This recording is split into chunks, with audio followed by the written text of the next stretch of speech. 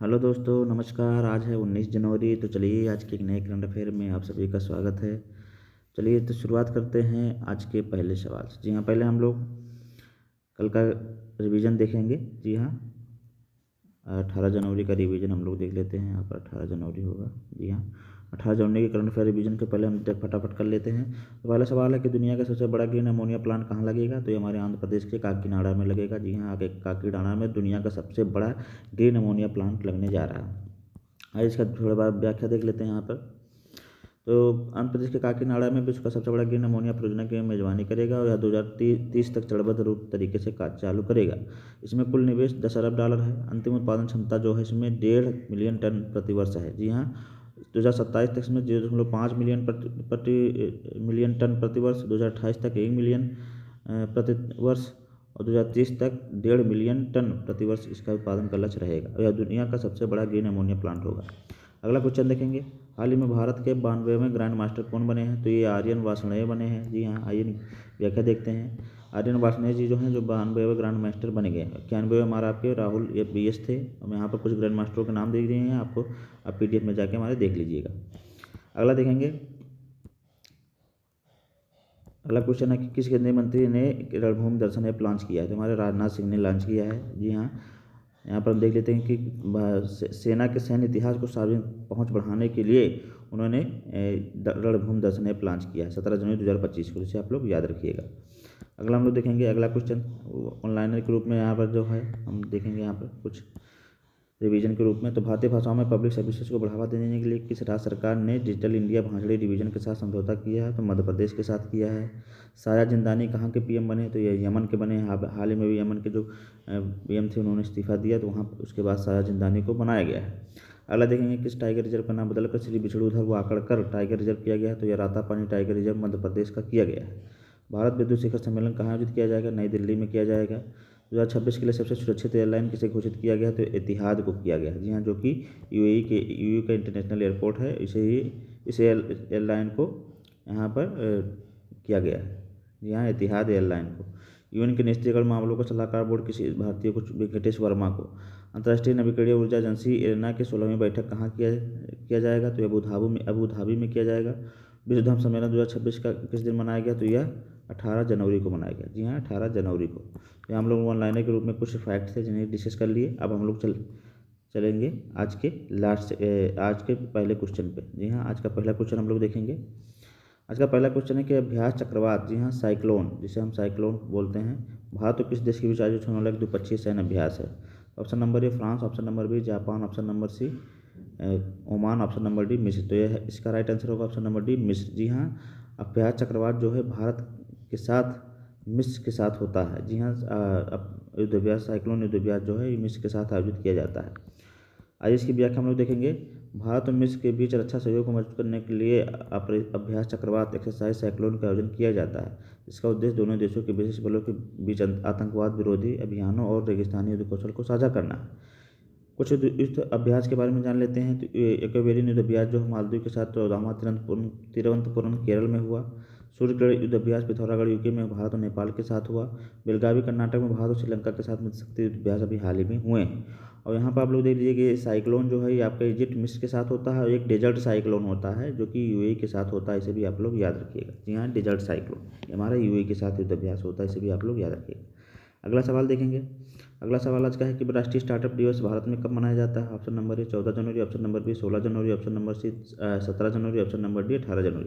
इसका right answer होगा option number B 16 जनवरी। जी हाँ, 16 जनवरी को भारतीय स्टार्टअप दिवस, राष्ट्रीय स्टार्टअप दिवस मनाया जाता है। आइए इसके बारे में व्याख्या जानेंगे।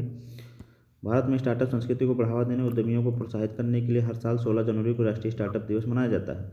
इसकी शुरुआत 16 जनवरी 2022 को प्रधानमंत्री नरेंद्र मोदी के द्वारा की गई। इसका उद्देश्य है कि नवाचार को बढ़ाना, उद्यमिता को प्रोत्साहित करना, रोजगार पैदा करना और विकसित भारत के लक्ष्य में स्टार्टअप की भूमिका को पहचानना है। और 16 जनवरी को ही लोकपाल दिवस भी मनाया जाता है। इसके बारे में हम लोग याद रखेंगे। जी हाँ, तो यहाँ हम लोगों ने देख लिया कि 16 जनवरी को राष्ट्रीय स्टार्टअप दिवस भी मनाया जाता है, 16 जनवरी को लोकपाल दिवस भी मनाया जाता है। और इसकी शुरुआत जो है 2022 से हुई थी, इसे भी आप लोग याद रखिए, प्रधानमंत्री नरेंद्र मोदी जी के द्वारा। अब हम लोग चलेंगे आज के तीसरे क्वेश्चन पर। अगला क्वेश्चन देखेंगे। जी हाँ, अगला क्वेश्चन है कि हाल ही में किस भारतीय राज्य ने नीली अर्थव्यवस्था को बढ़ावा देने के लिए विश्व बैंक के साथ समझौता किया है। Option number A Kerala, option number B Tamil Nadu, option number C Goa, option number D Orissa. तो इसका राइट आंसर हो जाएगा ऑप्शन नंबर सी गोवा। जी हाँ, इसका राइट आंसर होगा ऑप्शन नंबर सी गोवा। हाल ही में गोवा राज्य ने नीली अर्थव्यवस्था के लिए बढ़ावा के लिए विश्व बैंक के साथ समझौता किया है। आइए इसकी व्याख्या हम लोग देखेंगे विस्तार से। गोवा सरकार ने तटीय संसाधनों के संरक्षण, समुद्री संसाधनों के सतत उपयोग के लिए विश्व बैंक के साथ साझेदारी की है।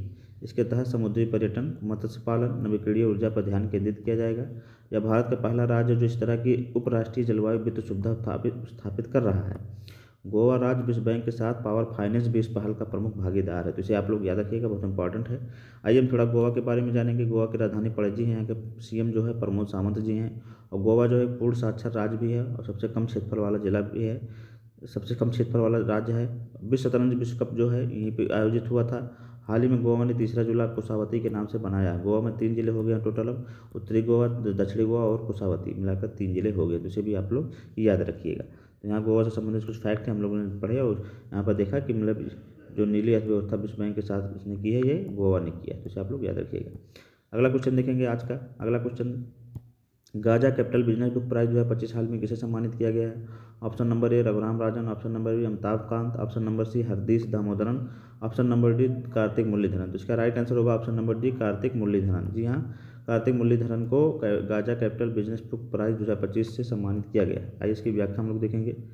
प्रसिद्ध अर्थशास्त्री लेखक कार्तिक मुरलीधरन को उनकी पुस्तक के लिए प्रतिष्ठित Gaja Capital Business Book Prize से नवाजा गया। उनकी पुस्तक accelerating India's development states led roadmap for effective governance के लिए दिया गया है।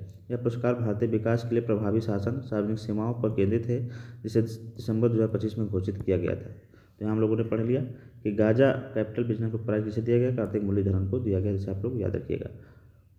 अगला हम लोग देखेंगे वन लाइनर के रूप में कुछ क्वेश्चन हैं, उनको भी पढ़ेंगे यहाँ पर। पहला सवाल है कि विश्व धर्म दिवस कब मनाया जाता है? जी हाँ, तो 18 जनवरी को हम पहले भी पढ़ चुके हैं। कोलकाता उच्च न्यायालय का मुख्य न्यायाधीश किसे बनाया गया है? तो सुजॉय पॉल को। जी हाँ, सुजॉय पॉल को कोलकाता उच्च न्यायालय का मुख्य न्यायाधीश बनाया गया। अभी हाल ही में कई उच्च न्यायालयों के न्यायाधीश बदले गए हैं और यहाँ पर 2000 अनुच्छेद 217 और 217 जो है ये हमारे जो मुख्य न्यायाधीशों को नियुक्ति से संबंधित है, उससे संबंधित ही आर्टिकल होते हैं। 217 और 224 शायद है, इसे आप लोग याद रखिएगा। अगला हम लोग देखेंगे कि 25वां अखिल भारतीय प्रमुख बंदरगाह महोत्सव किस राज्य में आयोजित किया गया? तो उड़ीसा में आयोजित किया गया। 25वां अखिल भारतीय प्रमुख बंदरगाह महोत्सव जो है उड़ीसा में आयोजित किया गया। फिर अगला देखेंगे, महाराष्ट्र स्थित नवी मुंबई इंटरनेशनल एयरपोर्ट का नाम किसके नाम पर रखा गया? तो DB पाटिल के नाम पर रखा गया है। बोडो त्यौहार किस राज्य में शुरू किया गया? अरुणाचल प्रदेश हट्टी जनजाति के द्वारा बोडा त्यौहार शुरू किया गया है, इसे आप लोग याद रखिएगा। राष्ट्रीय सड़क सुरक्षा सप्ताह 2026 का आयोजन कब से कब तक किया जा रहा है? तो यह 11 जनवरी से लेकर 17 जनवरी तक किया जा रहा है। जी हाँ, यह बहुत इंपॉर्टेंट है, आपके एग्जाम में पूछा जा सकता है। जिस राज्य सरकार ने महिलाओं नाबालिगों की सुरक्षा के लिए अक्का पाड़े योजना को मंजूरी दी है? तो इसे कर्नाटक ने दिया है, तो इसे आप लोग याद रखिएगा। तो ये हमारे कुछ वन लाइनर के फैक्ट थे जहाँ हम लोगों ने क्लियर किए। अब हम लोग चलेंगे आज के लास्ट सेगमेंट पर। जी हाँ, आज का लास्ट सेगमेंट है कल का उत्तर। हम पहले देखेंगे क्वासी बैलिस्टिक मिसाइल पहले DRDO द्वारा विकसित किया गया है। जी हाँ, DRDO की स्थापना 1 जनवरी 1958 को हुई थी। हेडक्वार्टर नई दिल्ली है। अध्यक्ष इसके समीर भी कामत हैं और इसका ध्येय वाक्य बलस्य मूलम विज्ञानम। तो इसे आप लोग याद रखिएगा। आज का क्वेश्चन ऑफ द डे हम लोग देखेंगे। तो आज का क्वेश्चन है कि किस टाइगर रिजर्व का नाम बदलकर डॉक्टर विष्णुधर श्रीधर वाकर के नाम पर रखने का निर्णय लिया गया है? तो इसका option Satpura, option number B Pench, option number C Ratapani, option number D Bandhavgarh. तो इसका राइट आंसर आप लोग हमारे कमेंट बॉक्स में बताइए। अब हम करंट की जो है यहाँ पर लास्ट में जो क्वेश्चन ऑफ द डे होगा वो करंट का क्वेश्चन पूछा करेंगे। इससे आपका रिवीजन भी होता रहेगा और इससे आपको याद भी होता रहेगा। तो यहाँ पर हम अब लास्ट में करंट का क्वेश्चन रखा करेंगे। तो ये क्लास आप लोगों को कैसी लगी आप लोग ज़रूर बताएं। 10 से 15 मिनट में हम आपको पूरे देश विदेश के करंट अफेयर और स्ट्रेटेजी के साथ कवर करा देते हैं। यहाँ पे कोई बकवास की बात नहीं होती है। बस आप 10 से 15 मिनट में आप करंट की तैयारी मजबूत कर सकते हैं। 1-2 बार इस क्लास को देख लिया करिए, आपको सब चीज़ याद हो जाएगा। और इतने सवाल इसमें हैं जो सब आपके एग्जाम के लिए बहुत इंपॉर्टेंट होते हैं। तो हमारी GS विद प्रेम के यूट्यूब चैनल को आप लोग सब्सक्राइब कर लीजिए और यहाँ पर आपको सभी प्रकार के क्लास जैसे कि 6 से लेकर 12 तक NCERT MCQ, GS की थ्योरी MCQ, GS की थ्योरी क्लास आपको उपलब्ध कराई जा रही है। साथ ही साथ यूपी स्पेशल और होमगार्ड के लिए प्रैक्टिस सेट भी उपलब्ध कराया जा रहा है। करंट की क्लास डेली कराई जा रही है। यूपी स्पेशल की प्रैक्टिस सेट भी आपको कराई जा रही है क्योंकि एक प्रैक्टिस सेट आपको अपलोड कर दी गई, आप उसे जाकर देख सकते हैं। सबसे ज़रूरी 6 से लेकर 12 तक जो NCERT MCQ है वो उपलब्ध कराई जा रही है, जो कि व्याख्या सहित एक सवाल से आपके कई सवाल क्लियर हो रहे हैं और पूरे NCERT बेस पर उपलब्ध है वो। तो 6 की NCERT भी कराई जा रही है, जिसमें साइंस का पोर्शन हो चुका है और भूगोल का पोर्शन कराया जा रहा है। आप लोग हमारे प्लेलिस्ट में जाकर देख सकते हैं और जुड़े, ज़्यादा से ज़्यादा लोगों तक जोड़े इसे। तो चलिए फिर हम लोग मिलेंगे एक नई वीडियो में। और हमारे Telegram channel GS with Prem Telegram channel को ज्वाइन कीजिए। यहाँ पर आपको क्विज भी कराई जाती है हर करंट अफेयर की, और साथ ही साथ महत्वपूर्ण जानकारी भी वहाँ से उपलब्ध कराई जा रही है। तो इस टेलीग्राम चैनल को आप लोग तुरंत जुड़ें, और यहाँ पर तमाम जानकारी आपको उपलब्ध परीक्षा की तैयारी हेतु कराई जा रही है। तो इससे आप लोग इससे जुड़े टेलीग्राम चैनल जीएस विद प्रेम के। तो चलिए फिर हम लोग मिलेंगे नई वीडियो में नए सेगमेंट के साथ। तब तक के लिए पढ़ते रहिए आप लोग। नमस्कार, जय हिंद।